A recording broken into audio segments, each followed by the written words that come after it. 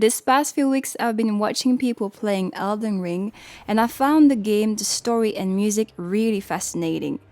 If you're familiar with the game, you certainly know that for each boss, you have a unique piece of music.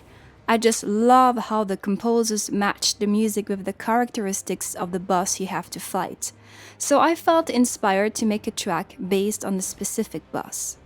The first piece of music that really caught my ear was the one from the fight with Morgott, the Fell Omen. I think it's one of the hardest bosses in the game.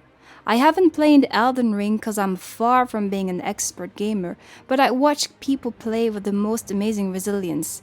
So if you're one of those gamers who are willing to fight the same boss for 20, 30, 50 times, you got my admiration.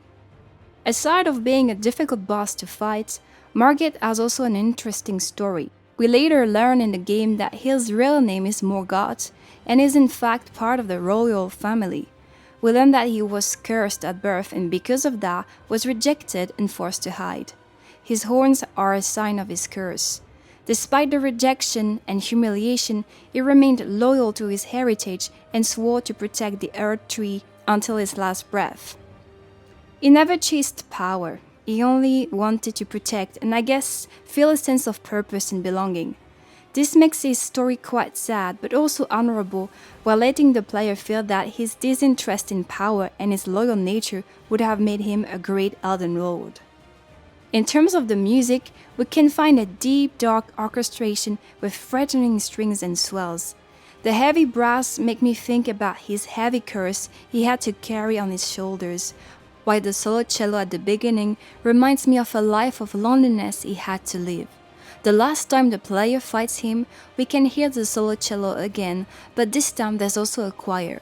I believe the choir represents his divine nature that he hid from us the first time we encountered him.